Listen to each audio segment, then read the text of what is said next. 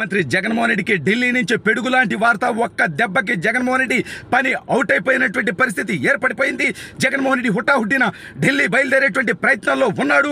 ఢిల్లీ నుంచి చంద్రబాబు నాయుడు గారు జగన్మోహన్ రెడ్డికి ఇచ్చినటువంటి భారీ షాక్ ఏంటి, ఆ పిడుగులాంటి వార్త ఏంటి, మరి ఇప్పుడు జగన్మోహన్ రెడ్డి ఏం చేయబోతున్నాడు అనేది ఈ వీడియోలో వివరించబోయే ముందుగా ఇప్పటివరకు మన ఛానల్ సబ్స్క్రైబ్ చేయని వాళ్ళు ఖచ్చితంగా సబ్స్క్రైబ్ చేయండి, మరో 10 మందితో చేయించండి. ఇక విషయానికి వస్తే జలగన్న ఎదురులేదు తిరుగులేదు.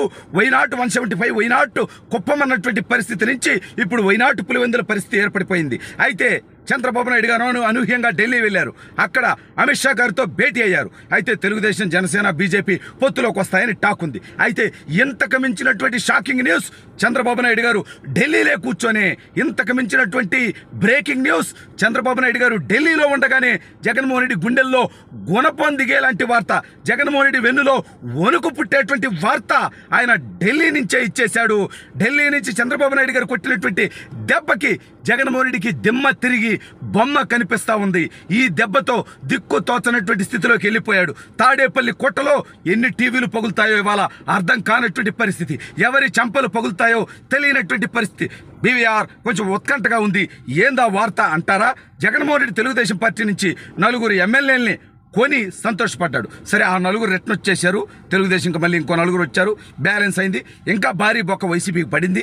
ఎంపీలు వచ్చారు, ఎమ్మెల్యేలు వచ్చారు, అంతా కథ నడుస్తుంది. అయితే రాజ్యసభ ఎన్నికలు ఈ నెల 27వ తేదీ ఉన్నాయి. జగన్మోహన్ రెడ్డి 3కు 3 గెలిచేస్తానంటూ 2 తన సొంత కుల పిచ్చితోటి వైవి సుబ్బారెడ్డికి, అదేవిధంగా రఘునాథ్ రెడ్డికి, వీళ్ళిద్దరికీ రాజంపేటతనం మేడా రఘునాథ్ రెడ్డి, వీళ్లతో పాటు ఒక 3వ వ్యక్తికి మాత్రం వేరే కులానికి సంబంధించినటువంటి వ్యక్తికి ఇచ్చేటువంటి ప్రయత్నం చేశాడు. అయితే తెలుగుదేశం పార్టీ అసలు గతంలోనే చూసాం మనం, ఎమ్మెల్యే కోట, ఎమ్మెల్సీ ఎన్నికల విషయంలో తెలుగుదేశం పార్టీ ఊహించినటువంటి దెబ్బ కొట్టింది జగన్మోహన్ రెడ్డికి. నిద్ర పట్టనటువంటి పరిస్థితి ఏర్పడిపోయింది. బీసీ మహిళ పంచుమర్తి అనురాధ గారు భారీ విజయం సాధించడం జరిగింది ఆ రోజు 23 ఓట్లతోటి.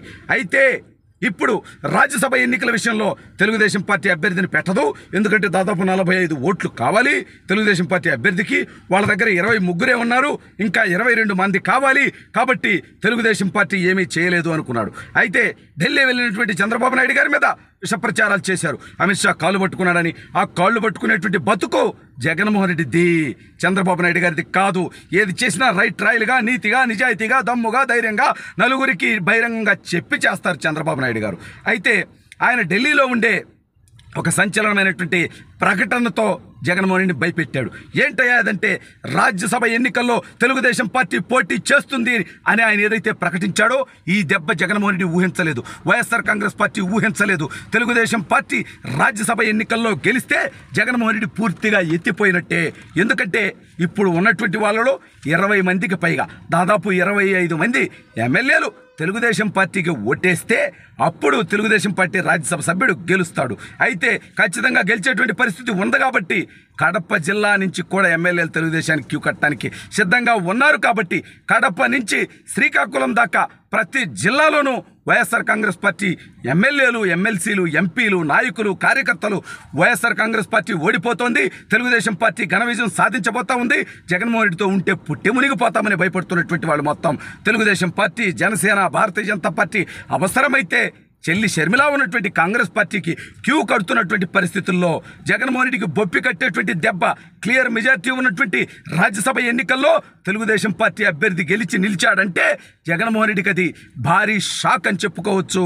అతనిక ఎన్నికల్లో ఓటమికి ఇంకా 2 నెలల సమయం ఉంది. ఏప్రిల్లో పోలింగ్ జరుగుతోంది, ఇప్పుడు ఫిబ్రవరి. కానీ ఎన్నికలకి ఇంకా ఒక నెల రోజుల ముందే, నెల 15 రోజుల ముందే రాజ్యసభ ఎన్నికల ఫలితాలతో జగన్మోహన్ రెడ్డి ఓటమి ఖాయమైపోతోంది. జగన్మోహన్ రెడ్డికి ఆ దెబ్బతో దిమ్మ తిరిగి బొమ్మ కడిపెట్టేటువంటి పరిస్థితి ఏర్పడబోతా ఉంది. నువ్వు ప్రజారంజకంగా పరిపాలించుంటే వచ్చే ఎన్నికల్లో నువ్వు గెలుస్తావనేటువంటి నమ్మకం నీ పార్టీ నాయకులకి, ఎమ్మెల్యేలకి ఉంటే ఇవాళ తెలుగుదేశం పార్టీ రాజ్యసభ అభ్యర్థి గెలిచేటువంటి పరిస్థితి ఉండేది కాదు. అసలు చంద్రబాబు నాయుడు గారి అభ్యర్థిని పెడుతున్నాడంటేనే గెలుస్తున్నాడని అర్థం.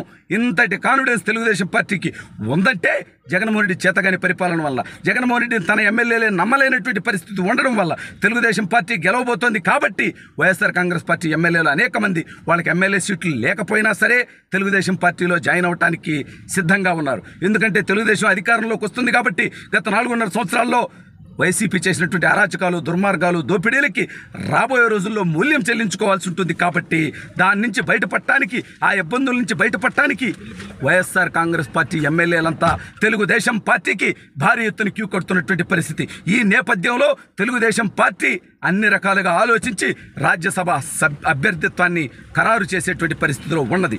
ఇప్పుడు ఈ నేపథ్యంలో తెలుగుదేశం పార్టీ నుంచి రాజ్యసభ అభ్యర్థిగా ఎవరు పోటీ చేసినా సరే ఘన విజయం సాధించే పరిస్థితి. 3 అభ్యర్థుల్లో అందరికంటే అత్యధికమైనటువంటి ఓట్లు తెలుగుదేశం పార్టీ రాజ్యసభ అభ్యర్థి సాధించేటువంటి పరిస్థితి ఉన్నది.